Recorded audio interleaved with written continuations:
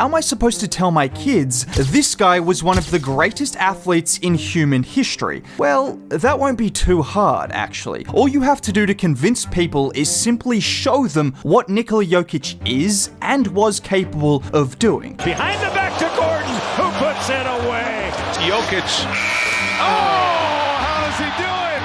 Jokic has it. Clock ticks, got to put one up. Jokic for the win. Oh, it's good.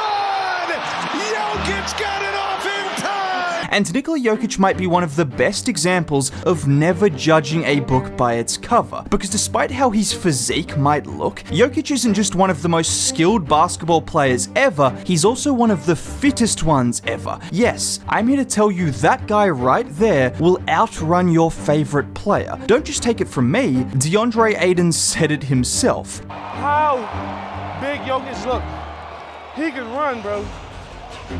And this is just one of the many reasons Jokic is the best player in the world. In fact, the reason it took people so long to recognize just how great Jokic is, because amongst the highlight plays, which some people say are boring, those people are completely wrong by the way, but amongst the highlights, Jokic dominates through making the right play after the right play after the right play. And this doesn't just include scoring or assisting, it includes being in the right position to rebound, screening for his guards, drawing two defenders when he gets the ball in the post, pushing the pace when he needs to. You guys get the point. Jokic's game is built around executing the basics at a level that we've never seen from a center before, and strictly offensively, we might have never seen from any player ever. Because how many times in NBA history has someone had a case for being the best rebounder, scorer, passer, and screen setter at the same time? The answer is zero. But even if you removed the rebounding and screening part, you were talking about maybe Oscar Robertson, LeBron James, Larry Bird, Luka Doncic, and Nikola Jokic as guys who have had a claim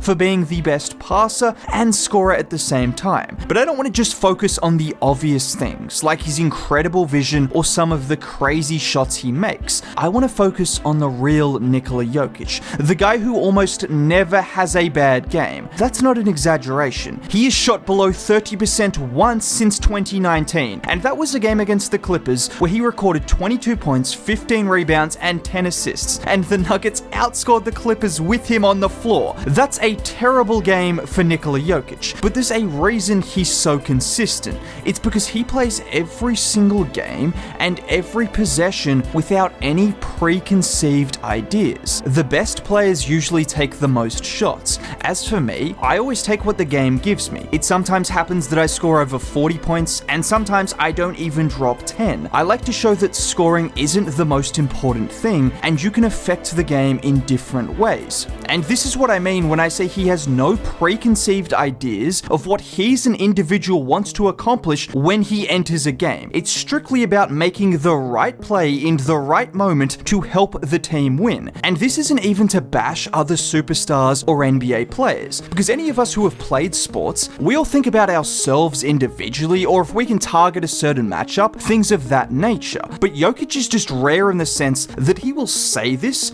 but he truly means it. Just to prove that, this season his 3 lowest games for field goal attempts were against the Detroit Pistons, the Chicago Bulls, and the Charlotte Hornets. Denver won all of those games, as you'd expect, and instead of dropping 40 points like he could have against any of those teams, he took 3 shots against Detroit and 7 shots against Charlotte. Who else is doing that, yet still impacting the game in such a major way? And this was no fluke either, because last year he had 3 games of 5 field goals or less. The teams he did it against were Chicago, Portland, and Utah.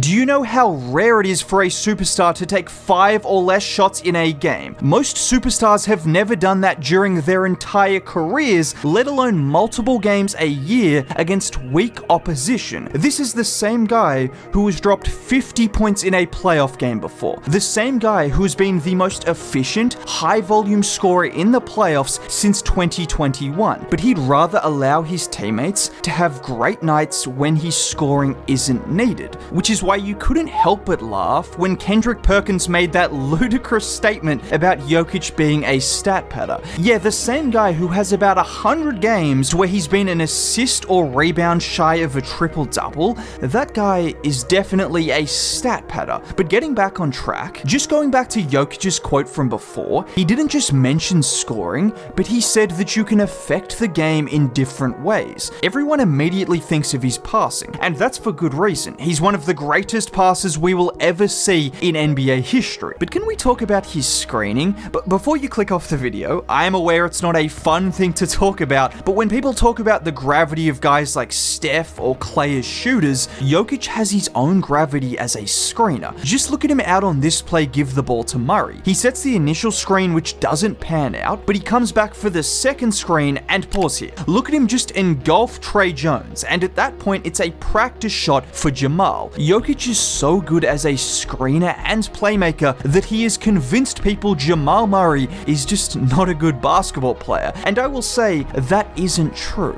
But at the same time, there is a reason guys like Monte Morris, Will Barton, Bruce Brown, Bones Highland had the best seasons of their career playing in Denver, because he makes the game so simple for all of his teammates, but especially his guards. Just look at this handoff with Monte Morris. Look at the space Monte Morris has on this jump shot, or on this play where Graham gets caught on that Jokic screen and it's just a wide open jumper. These are a couple of examples, but this happens nearly every quarter where a Nuggets player, regardless of position, gets a wide open shot just from a Jokic handoff because of his gravity and overall size as a screener. That's obviously without even mentioning the other wide open shots that he creates with his once in a generation passing and court vision. And I'm not here to trash the likes of Giannis or Joel Embiid, because they are better at certain things than Jokic, but when people mention Embiid and Giannis's scoring and say, oh, they're pretty much just as good as Jokic offensively, people aren't realizing that Jokic is literally creating an advantage every single possession. Some of those end up in wide open shots, but even a simple screen gives someone like Jamal Murray a window for a pull-up jumper, or his ability to push the pace off a rebound, or even when he decides to be a coach on the floor, which we've seen countless times, where he moves his teammates around the floor, creating an open shot as a result. Funnily enough, despite people saying Jokic is a box score merchant, there are actually so many aspects of his game that don't show up in the box score. Another thing that doesn't show up in the box score, well, it kind of does because it's a reason he dominates, but people consistently overlook is just how well conditioned this man is. I know I mentioned it briefly at the start, but don't just take it from me. This is what Chauncey Billups said about Nikola Jokic. I say this all the time, and people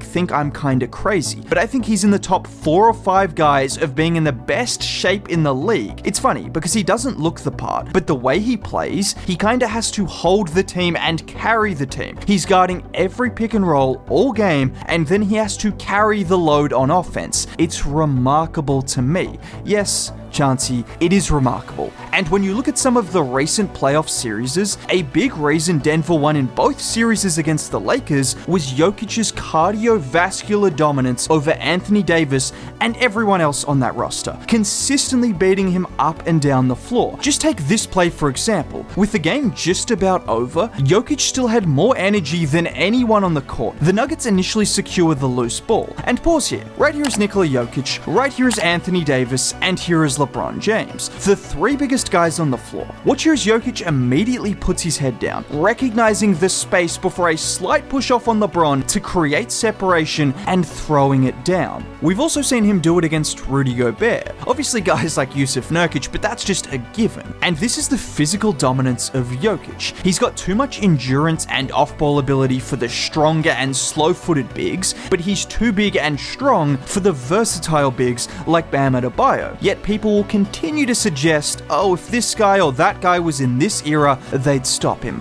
Just stop. Just stop. You aren't stopping a guy who can score from all three levels, can score with and without the ball in his hands, in the post, from the mid-range. You get what I'm saying. Some players are just unguardable for a reason. But the best part about Nikola Jokic is he can make an entire team unguardable with the way he creates opportunities for every single player on the floor. That's just how good he is.